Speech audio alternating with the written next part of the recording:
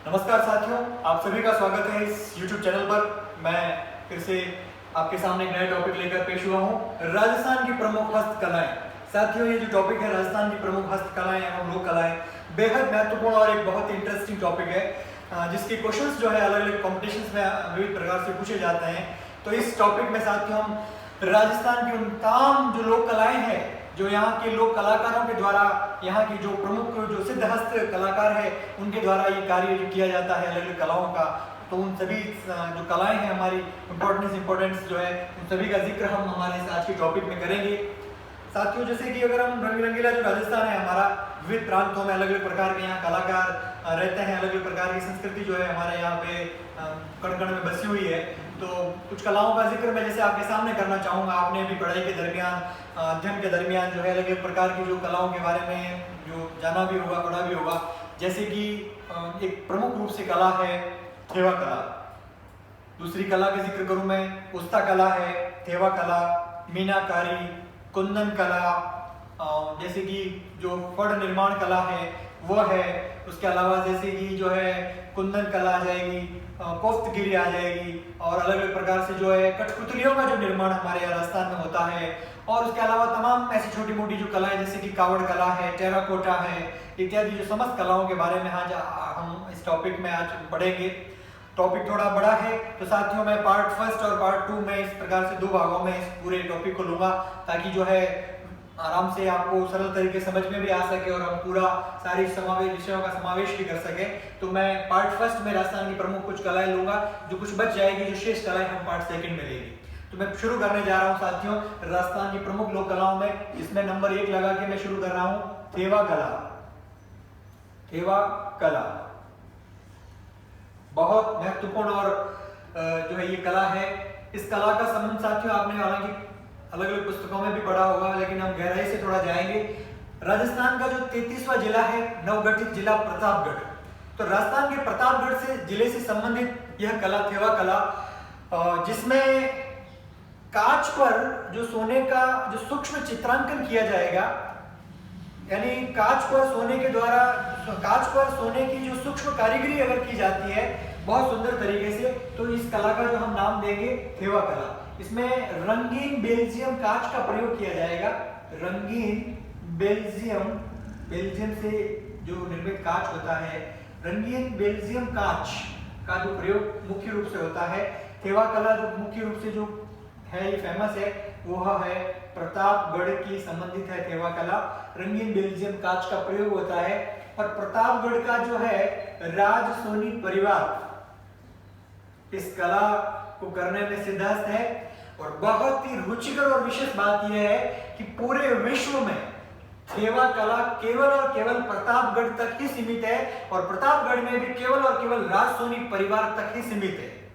खास बात इसकी यह है साथियों कि ये जो राजसोनी जो परिवार के जो सदस्य हैं, इस कला का जो है जानकारी, ऐसा माना जाता है कि अपनी बहू बेटियों को भी ये नहीं देते हैं, यानी केवल एक ही परिवार के पास में आज ये कला संरक्षित है। तो प्रतापगढ़ का जो राजसोनी परिवार है इस कला को करने में सिद्धहस्त है। इसमें रंगीन बेल्जियम कांच का जो प्रयोग किया जाता है अलग अलग प्रकार से, जैसे कि ज्यादातर जो है इसमें हरे रंग का जो कांच है इसका जो ज्यादा प्रयोग इसमें किया जाता है। अब अगली बात आती है कि इसमें वैसे जो इतिहास के दृष्टिकोण से देखें तो प्रतापगढ़ के एक राजा हुए थे आज से 500 वर्ष पूर्व, सावंत सिंह। तो सावंत सिंह जो राजा हुए थे 500 वर्ष पूर्व, उस शासन काल में जो है सावंत सिंह जी के शासन काल में राजसोनी नामक व्यक्ति हुए थे। इन्होंने इनको ऐसे थेवा कला की प्रमुख रूप से भेंट दी थी। तो उस समय से जो है ये कला इस राजसोनी जो व्यक्ति थे इनके परिवार के पास में ही संरक्षित है। इसमें अगर मैं बात करूं तो जो सजावट का जो सामान है, नारी श्रृंगार की जो आभूषण है, प्रमुख रूप से नारी श्रृंगार के जो आभूषण है इसमें ये, तथा जो सजावट के जो सामान है साथियों, सजावटी वस्तुएं हैं उसमें जैसे कि इसका प्रयोग किया जाता है, लाइक एज दैट गुलदस्ते हैं, मंगलसूत्र, हार, या ऐसी जो कांच की कुछ चीजें जो है उसमें प्रमुख रूप से होता है। तो हमसे अगर प्रश्न पूछे कि थेवा कला का संबंध कहाँ से है, तो प्रतापगढ़, इसमें राजसोनी परिवार यहाँ का इस कला को संरक्षण दे रहा है, और राजा सावंत सिंह जी के समय में 500 वर्ष पूर्व ये कला शुरू होती है।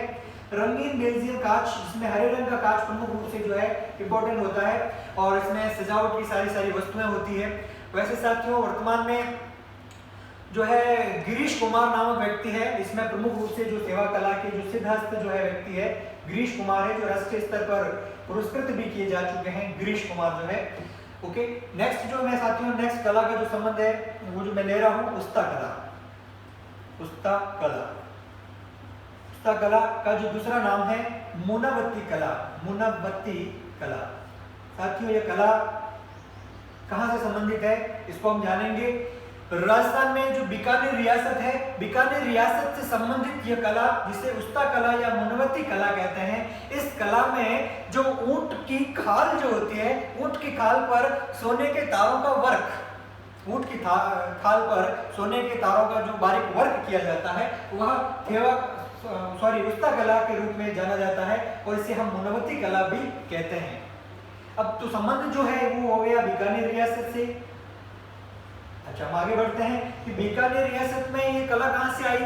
तो साथियों मैं आपको और जानकारी बता देता हूं कि यह कला जो है बीकानेर के शासकों ने मुगलों से हमने ये अडॉप्ट की एक तरीके से, और मुगलों से ये जो है कला हमने ग्रहण करके अपने राज्य में और बीकानेर में इसका जो है विस्तार किया है एक तरीके से।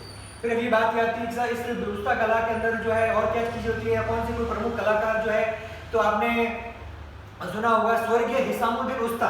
इस कला के अंदर जो है प्रमुख रूप से जो कलाकार थे स्वर्गीय हिसामुद्दीन उस्ता। हिसामुद्दीन उस्ता जो है, इन्होंने इस कला को जो है विश्व स्तर पर पहुंचाने का जो श्रेय जाता है स्वर्गीय हिसामुद्दीन उस्ता को जाता है। और इस कला के अंदर ऊंट की खाल के ऊपर जो है सोने के तारों का वर्क किया जाएगा। ऊंट की खाल पर सोने का जो है सूक्ष्म तारों का जो वर्क किया जाएगा वो कहलाएगा।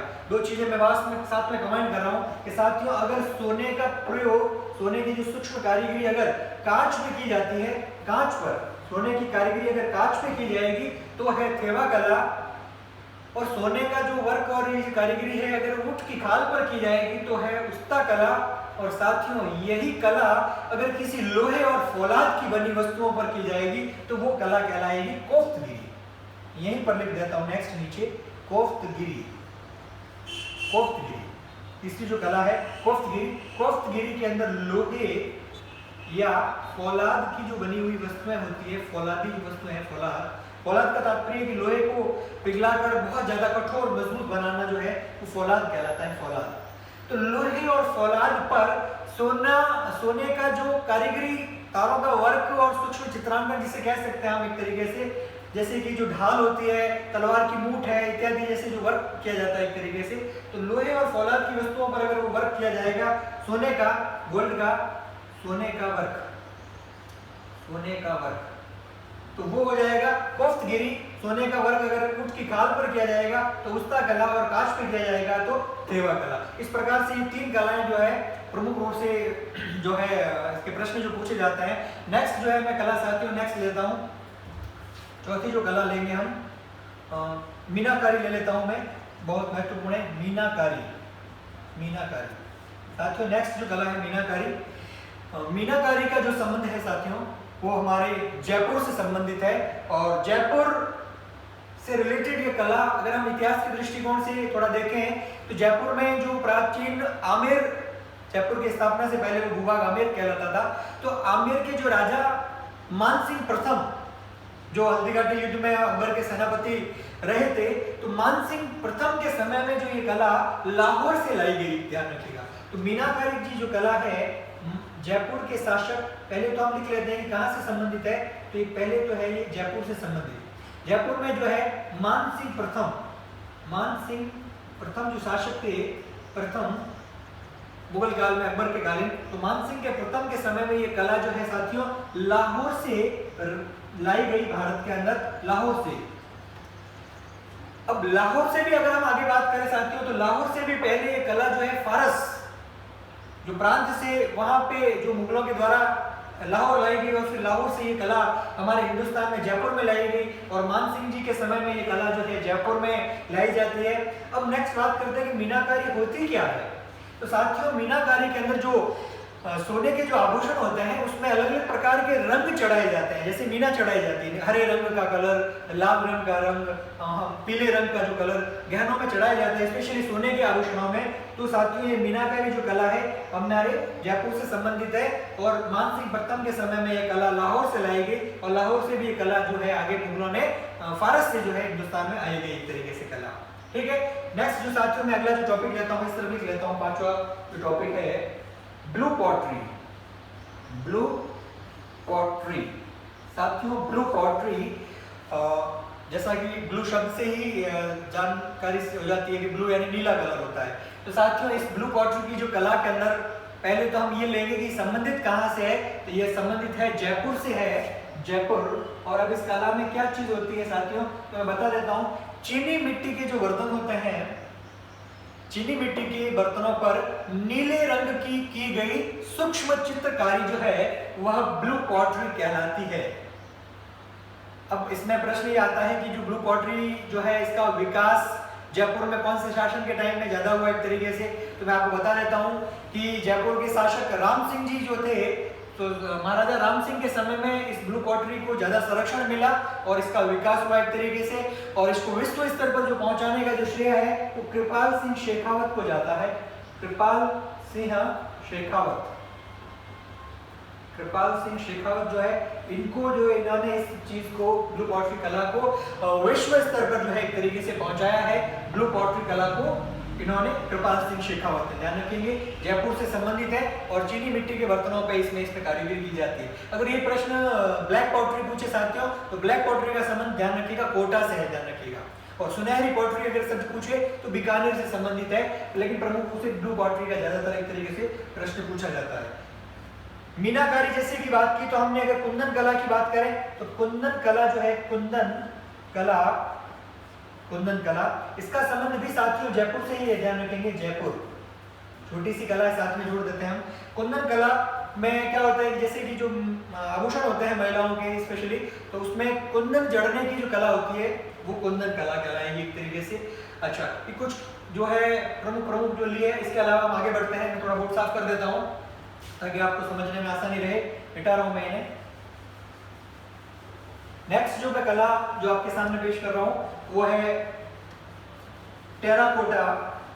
टेराकोटा कला वो जिसमें मिट्टी से विभिन्न देवी देवताओं की मूर्तियों का निर्माण किया जाता है। मिट्टी से विभिन्न देवी देवताओं की मूर्तियों का जो निर्माण किया जाता है उसे हम लेते हैं। नेक्स्ट जो है हमारे सामने टेराकोटा। टेराकोटा, टेराकोटा में साथियों क्या होता है कि मिट्टी से विभिन्न देवी देवताओं की मूर्तियों का निर्माण करना। मिट्टी से विभिन्न जो है मूर्तियों का निर्माण करना, मिट्टी की मूर्तियों का निर्माण, मिट्टी से विभिन्न देवी देवताओं की मूर्तियों का निर्माण। तो संबंधित कहां से, इसका संबंध कहां से है, तो टेराकोटा ध्यान रखेंगे हम। राजसमंद जो जिला है, राजसमंद जिले के अंदर एक गांव पड़ता है मोलेला। मोलेला, तो मोलेला गांव के जो कुम्हार है, मोलेला गांव के जो कुम्हार है वो मिट्टी से विशेष प्रकार से जो है देवी देवताओं की मूर्तियां बनाते हैं। फिर साथ ही उनको आग के अंदर विभिन्न टेम्परेचर में पकाया जाता है एक तरीके से। तो मोलेला गांव से संबंधित होने के कारण इस कला को मोलेला कला भी कहते हैं, ध्यान रखिएगा। इस कला का जो नाम है मोलेला कला भी है, टेराकोटा भी कहते हैं। इसमें मिट्टी की जो है मूर्तियों का निर्माण किया जाता है। ये कला राजसमंद जिले से संबंधित उसमें गांव है मोलेला, वहां से संबंधित है साथियों। नेक्स्ट जो मैं मेरी कला जो है बताने जा रहा हूं आपको, उसे हम बात करते हैं जैसे कि फड़ चित्रकारी, बहुत महत्वपूर्ण है फड़ चित्रकारी। फड़ या कहीं कहीं इसको पड़ भी लिखा गया है, फड़ चित्रकारी। इसके प्रश्न जो है बहुत ज्यादा एग्जाम से पूछे जाते हैं। फड़ चित्रकारी, प्रश्न पहला बनेगा कि फड़ होती क्या है, किसे कहते हैं फड़।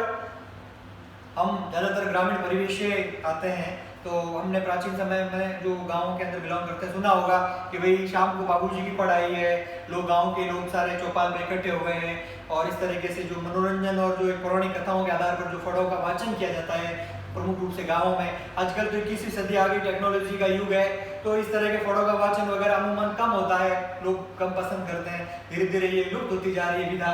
लेकिन जो है फड़ चित्रकारी जो है हमारी राजस्थान की प्रमुख जो कला है, कला है तो इसमें मैं आपको थोड़ी जानकारी बता दूं साथियों, किसी भी लोक देवता की जीवनी को अगर कपड़े पर चित्रित कर दिया जाए तो ये जो चित्रित करने की जो कला है, आर्ट है, फड़ निर्माण या फड़ चित्रकारी कहलाती है। लोक देवता की जीवनी को, लोक देवता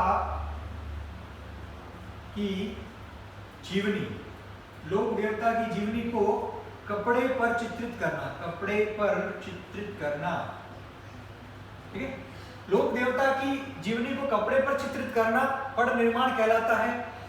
दूसरी बात आती है कि भाई लोक देवता हमारे राजस्थान में कैसे कैसे हुए हैं, आप सभी जानते हैं। पाबू जी हुए हैं, देवनारायण जी, रामदेव जी, गोगा जी, अड़बू जी, इस तरह से जो हमारे यहाँ लोक देवता हुए हैं।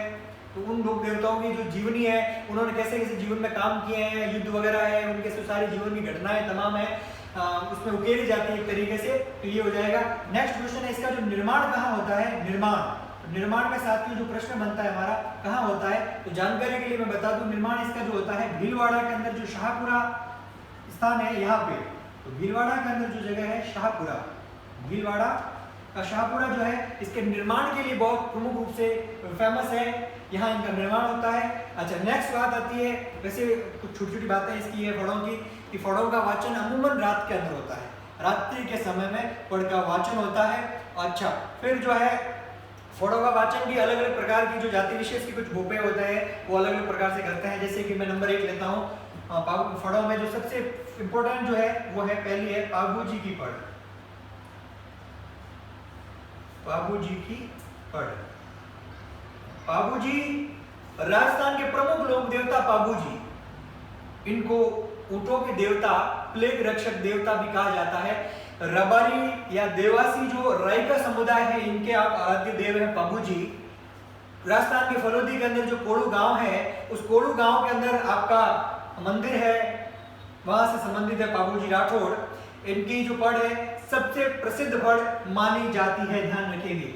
सबसे प्रसिद्ध जो है, अगर फेमस पूछे तो किसकी फड़ सबसे प्रसिद्ध फेमस है, तो हम जिक्र करेंगे पाबू जी की फड़ का। प्रश्न ये है कि पाबू जी की फड़ का वाचन करता कौन है, किस जाति के भूपे करते हैं साथियों, तो भील या नायक जाति के जो भूपे होते हैं, भीलों को नायक भी कहा जाता है, तो भील और नायक जाति के जो भूपे हैं वो इसका वाचन करते हैं रात के समय में। और अगर पूछे कि वाद्य यंत्र कौन सा बजाया जाता है साथियों, तो याद रखना है रावण हत्ता। रावण हत्ता जो वाद्य यंत्र है साथियों, इस पाबू जी की फड़ के वाचन के साथ साथ रावण हत्ता बजाया जाता है।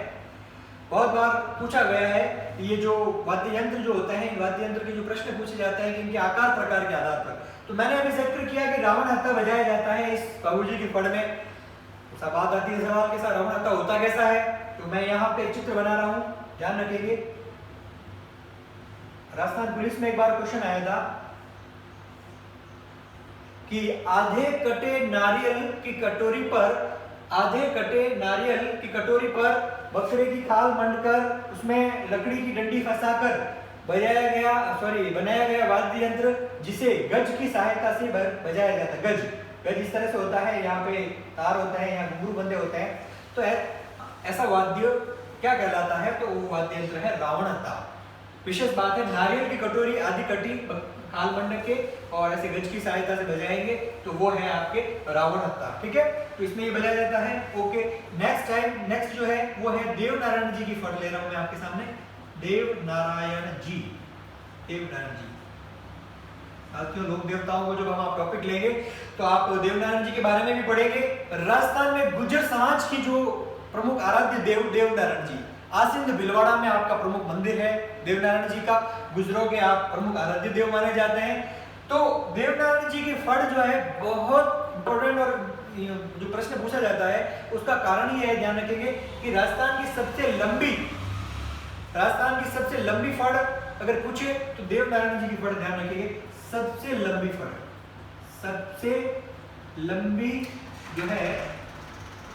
फड़ जो है राजस्थान की देवनारायण जी की। लंबी से तात्पर्य है कि जो गाने में जो टाइम लगता है बहुत ज्यादा लगता है इसके अंदर, सबसे लंबी। मैं अगर उसको थोड़ा उल्टा कर दूं कि राजस्थान की सबसे छोटी फड़ कौन सी है, गाने में नहीं लेकिन साइज में अगर कहूं तो यह है देवनारायण जी की फड़ मानी जाएगी, सबसे छोटी भी मानी जाएगी, सबसे छोटी आकार के अंदर कह रहा हूं मैं, साइज के अंदर, साइज। साथियों 1992 के अंदर भारत सरकार ने लोक देवता देवनारायण जी पर एक छोटा सा डाक टिकट जारी किया गया था, जिस पर देवनारायण जी की पूरी जो फड़ का जो है अंकन वगैरह पूरा किया गया था एक तरीके से। इसलिए इसको एक सबसे छोटी माना गया है, सबसे लंबी भी है, साइज में भी लंबी है और गाने में भी ज्यादा समय लगता है, इसलिए सबसे लंबी मानी जाती है।